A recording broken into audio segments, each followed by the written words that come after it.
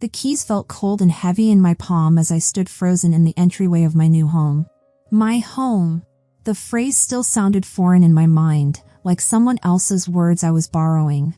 6 months earlier, I had been nothing but a family afterthought, the daughter who somehow planned every gathering but never made the final guest list. The sister whose birthday collected dust in forgotten calendars while others were celebrated with matching pajamas and Instagram-worthy moments. My name is Sloan, and I never expected a Christmas morning Instagram post to break me open and set me free. I still remember how the blue light of my phone painted shadows across my cramped apartment that Tuesday night in December. Another mindless scroll before bed after a day of client meetings and deadlines. Then my thumb stopped, frozen above my sister Scarlett's latest post.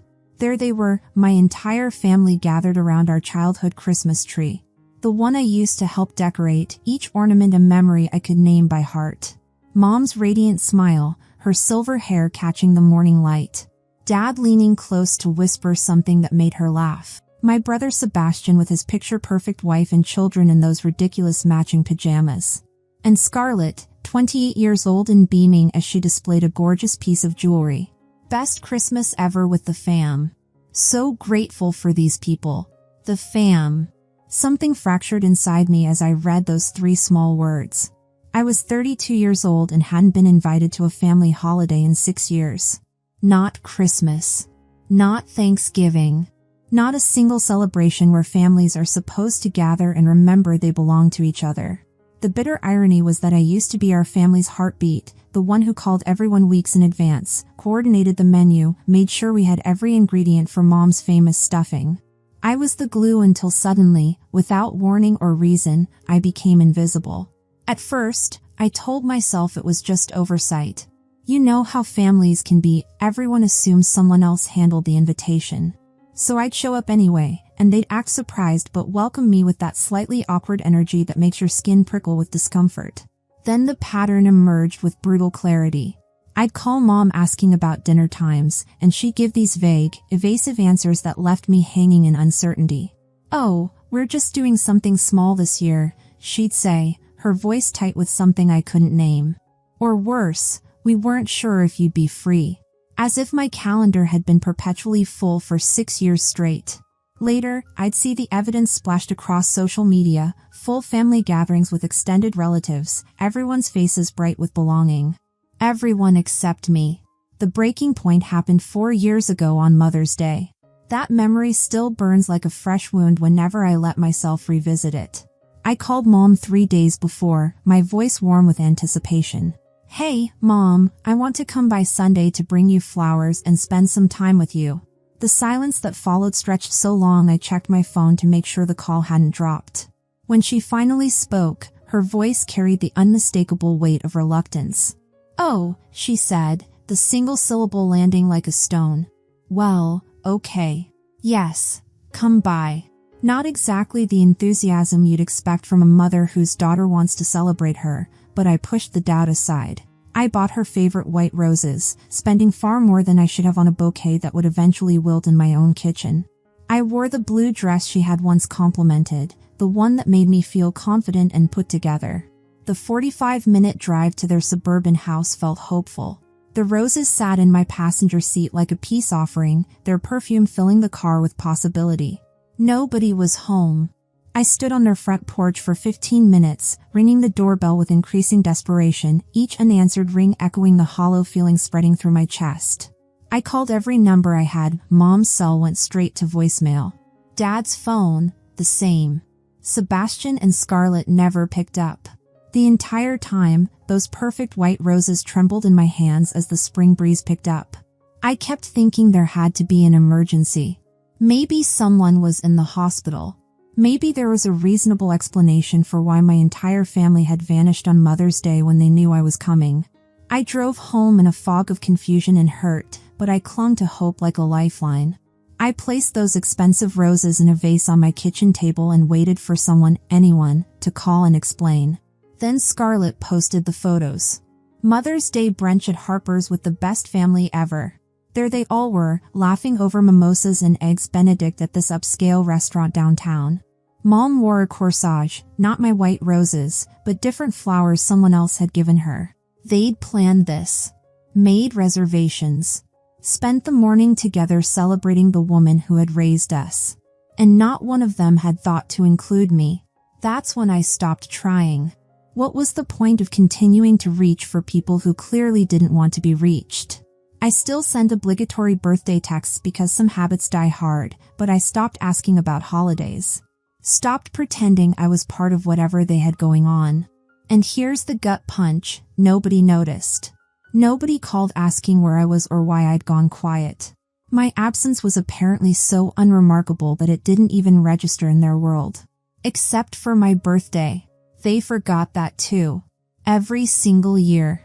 Sebastian's birthday in March always meant a big family dinner at some trendy restaurant. Scarlett's July celebration warranted a pool party at Mom and Dad's with all their friends. Mom's February birthday and Dad's November one were sacred events on the family calendar. But mine in September? Complete silence. Last year, my 31st birthday fell on a Saturday, perfect timing for a family gathering. I waited all day for someone to remember I existed. By 8 in the evening, I surrendered to reality and ordered takeout for one.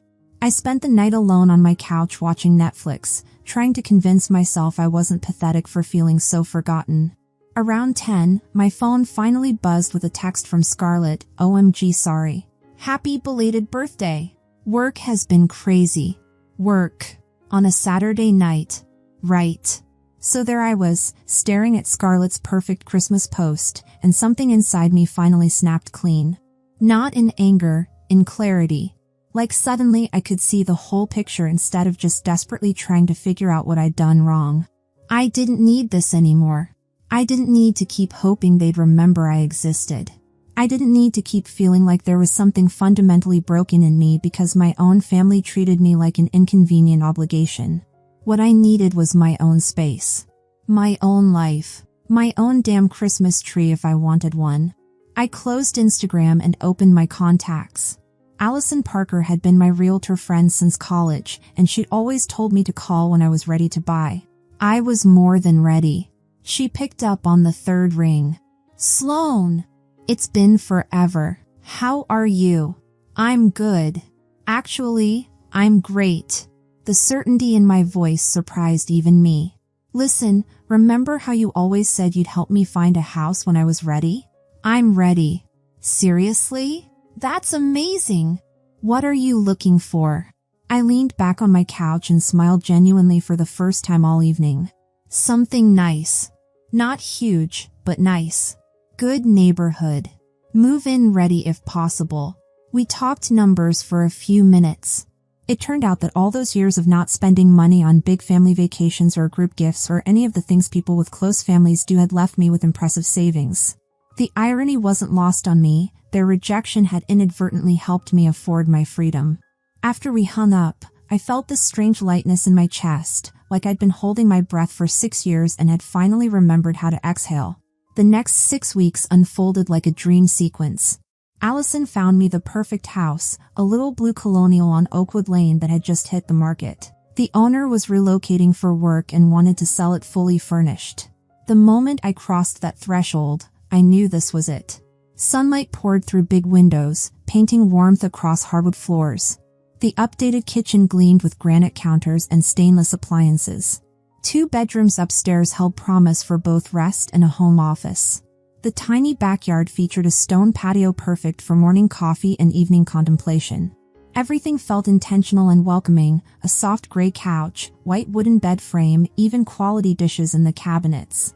It wasn't just a house, it was the framework of a life I actually wanted to live. I put in an offer that afternoon. 2 days later, it was accepted. 5 weeks after deciding to change my life, I stood in my own home with my own keys. My home. The word still tasted unfamiliar but increasingly sweet. I should mention, I work at Horizon Marketing as a senior account manager. 3 years earlier, they had promoted me to handle our biggest clients, which came with a substantial pay raise. That's how I managed to save so much for this house. My family has no idea what I do or how well I'm doing. They've never asked. 2 weeks after moving in, I decided to have a housewarming party.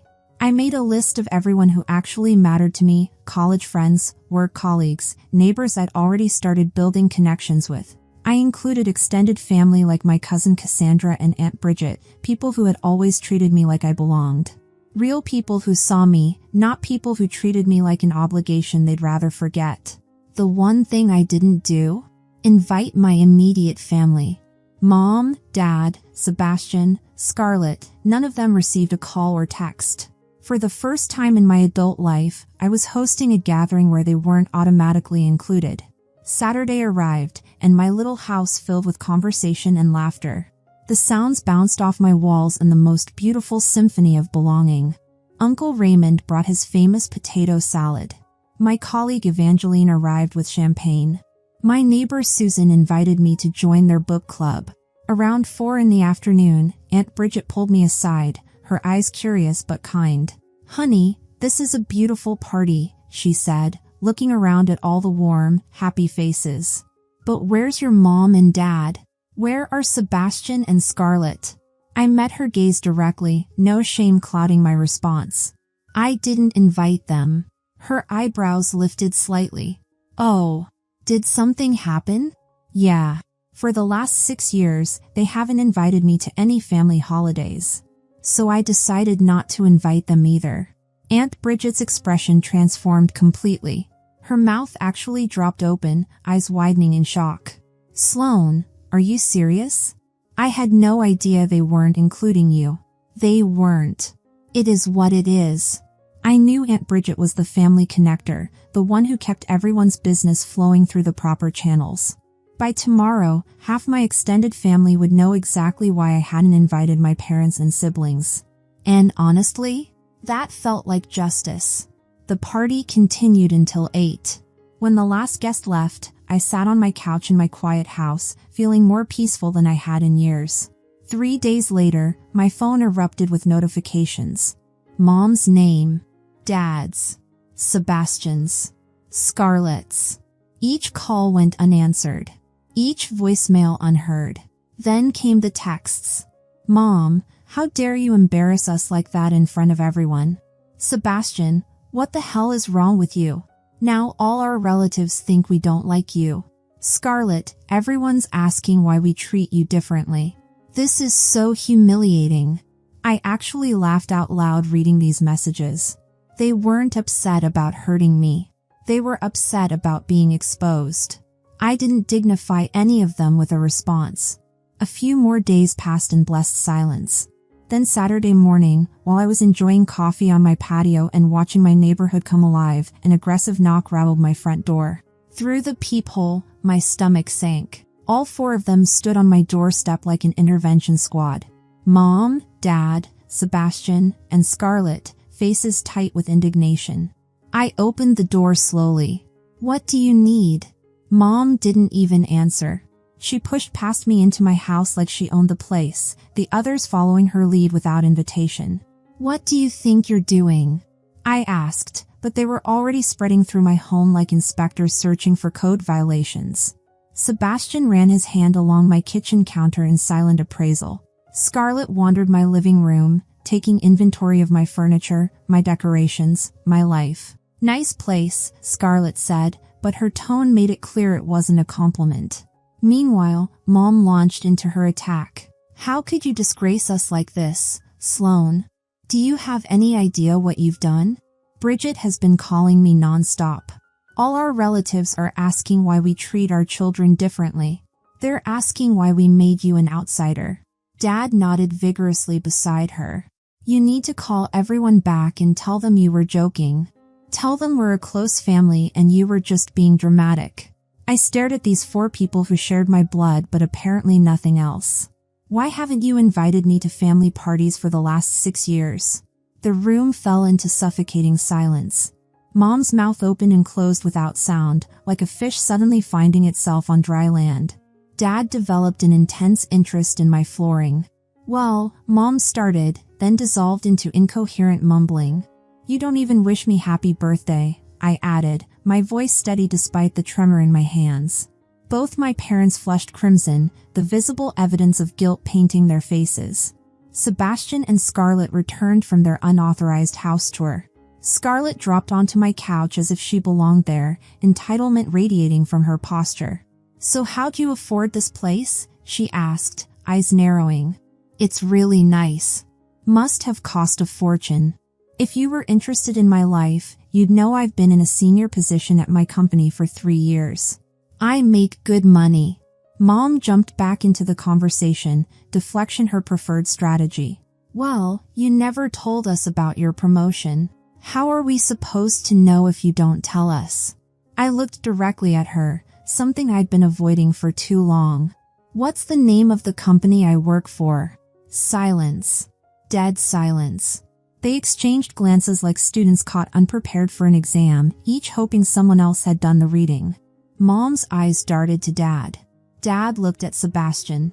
Sebastian looked at Scarlett. Scarlett suddenly found her manicure fascinating. None of them knew where I worked. None of them had ever asked. I stood up and walked to the front door, opening it wide. "Time for you to leave." Mom's jaw dropped in genuine shock. "You're not even going to offer us tea?" "I've already done more for you than you ever did for me," I replied, my voice calm but firm. "At least I'm letting you leave with dignity instead of abandoning you on a doorstep with flowers like you did to me on Mother's Day." Mom's face flushed deeper. She opened her mouth to protest, then closed it without speaking. One by one, they filed out of my house. Dad wouldn't meet my eyes. Sebastian shook his head like I was the unreasonable one. Scarlett paused at the threshold. "This isn't over," she warned. "Yes, it is," I replied and closed the door firmly behind her. I leaned against it, listening to their heated whispers in my driveway before car doors slammed and they drove away, taking their toxic energy with them. After they left, I expected silence. I figured they'd retreat to lick their wounds and then pretend none of this had happened. But apparently, my family doesn't surrender that easily when their image is at stake. 3 days later, an email appeared in my inbox from Dad. Subject line, "Family dinner invitation." I almost deleted it unread, but curiosity won out. "Dear Sloan, your mother and I would like to invite you to dinner this Sunday at 6 p.m. We'll be having pot roast and sweet potato casserole. We hope you can join us. Love, Dad." The formal tone felt strange and impersonal, like I was a distant acquaintance they were reluctantly including. I deleted it without responding. The next day, Scarlett texted, "Want to go shopping this weekend? There's a sale at Nordstrom and I thought we could hang out like old times." Old times? What old times? We hadn't shared a shopping trip since my college days. I left her on read. Sebastian tried a different approach. He emailed photographs from our childhood, one showing him teaching 6-year-old me to ride a bike while he stood protective at 10. Another captured all 3 of us building a snowman in the backyard, our cheeks flushed with cold and joy. His message read simply, "Remember when we were close?" I miss those days. I stared at those images for a long time, feeling the weight of what had been lost. We had been close once, before they decided I wasn't worth keeping. I closed the email without responding. A week passed with more attempts. Mom left voicemails asking if I needed household items. Dad sent another dinner invitation. Scarlett called twice. I maintained my silence. I thought maybe they were finally getting the message when Mom appeared at my door again. This time she came alone, looking diminished somehow, less righteous anger, more desperate pleading. "Sloan, please, can we talk? I want to apologize for everything. I know we haven't been good to you, and I want to make it right." She gazed at me with sad, imploring eyes that nearly broke my resolve. For a moment, I almost felt sympathy stirring.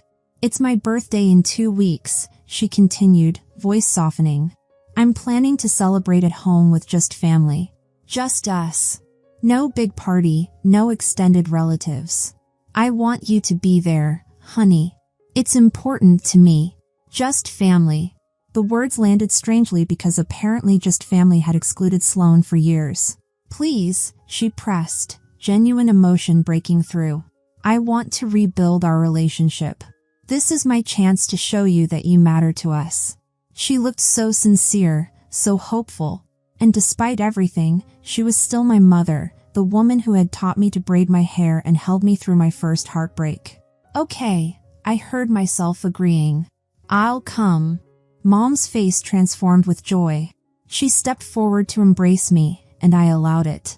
She smelled like the same perfume she'd worn throughout my childhood, and for a brief moment, I was 8 years old again, safe in her arms. Thank you, sweetheart. This means everything to me. After she left, cautious hope bloomed in my chest. Maybe they had finally realized what they'd been doing. Maybe almost losing me completely had forced them to recognize they'd been taking me for granted. Maybe we could actually heal this broken thing between us. I spent the next week searching for the perfect gift. I finally found a beautiful silk scarf at a boutique downtown, navy blue with delicate silver stars scattered across it. It cost more than I usually spent, but it felt right. A peace offering. 3 days before Mom's birthday, I was finishing a client presentation at work when my phone rang. Aunt Bridget's name appeared on the screen. Hi, Aunt Bridget. What's up? Oh, honey, I'm so excited. I just talked to your mom and she told me the good news. What good news? That you two made up. She said you're coming to her birthday party. I'm so glad you worked things out with your family. My stomach plummeted. Party? I thought it was just going to be family dinner. Oh no, she's invited everyone. All the aunts and uncles, all the cousins. She said she wants to prove to everyone that you're all one big happy family again. She's been calling relatives all week, telling them how excited she is that her daughter is coming home. I ended the call without saying goodbye. I sat in my parked car for 20 minutes, shaking with anger and betrayal. They hadn't changed at all. They didn't want to rebuild our relationship. They wanted to use me as a prop in their performance of family perfection. They wanted to parade me around in front of relatives so everyone would stop asking uncomfortable questions about why they'd excluded me. This reunion was never about loving me or missing me. It was about protecting their reputation. I drove to the mall and returned Mom's gift. The saleswoman asked if anything was wrong with the scarf. No, I said quietly. It's perfect. It's just going to the wrong person. I didn't call Mom to cancel. I didn't text or email or send a carrier pigeon. If she wanted to use me for her little show, she could wonder where her star performer had disappeared to. Sunday arrived, Mom's birthday. I turned off my phone at 5 and prepared myself a nice dinner. Grilled chicken, roasted vegetables, a glass of wine. I ate on my patio and watched the sunset paint my little sanctuary in shades of gold and pink. At 6:30, curiosity won out. I turned my phone back on to find 15 missed calls, 7 voicemails, and dozens of texts. The first voicemail captured Mom's confusion at 6:05. Honey, where are you? Everyone's here waiting for you. By 6:15, impatience had crept in. Sloan, please call me back. People are asking where you are. At 6:45, Dad had taken over. Your mother is very upset. You need to get here right now. Sebastian texted at 7. What the hell? Get your ass over here. Mom's crying. Scarlett at 7:15, everyone's staring at us. This is so embarrassing. Just come already. At 7:30, my phone rang again. Aunt Bridget. I answered this time. Hi, Bridget. Sloan, where are you? I'm at your mom's party and everyone's wondering where you are. Your mom keeps checking her phone and looking at the door. Put the phone on speaker so everyone can hear me. Some rustling followed, then Bridget's voice sounded distant. Okay, you're on speaker. Everyone's listening. I took a steadying breath. Hi, everyone. I want you all to know that when my mother invited me to this party, she told me it would be just immediate family. She said it would be a small dinner with just us. She didn't mention that she was inviting all of you. Murmurs rippled in the background. She lied to me because she wanted to use me to prove to all of you that we're a happy family. But we're not. For 6 years, they haven't invited me to a single holiday or birthday. Not one. And now they want to pretend everything's fine just to save face. The murmuring grew louder, more distinct. I'm not coming tonight, and I'm not going to pretend anymore. They made their choice a long time ago, and now I'm making mine. Goodbye. I ended the call as my phone erupted with incoming calls. I silenced it, poured another glass of wine, and returned to my patio. That night, I slept better than I had in months. When I woke up Monday morning, I felt an incredible lightness, as if I'd finally put down a burden I'd been carrying for years. Around noon, a gentle knock sounded at my door. Through the window, I spotted Aunt Bridget standing on my porch with a casserole dish. "I brought you lunch," she said when I opened the door, "and I wanted to tell you what happened after you hung up last night." I invited her in, and we settled at my kitchen table.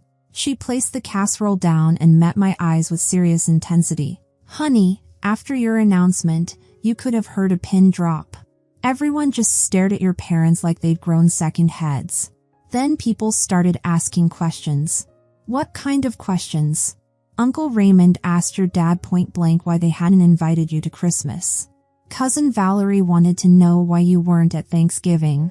Your mom tried to explain, but she just kept digging herself deeper." Bridget shook her head, disapproval evident.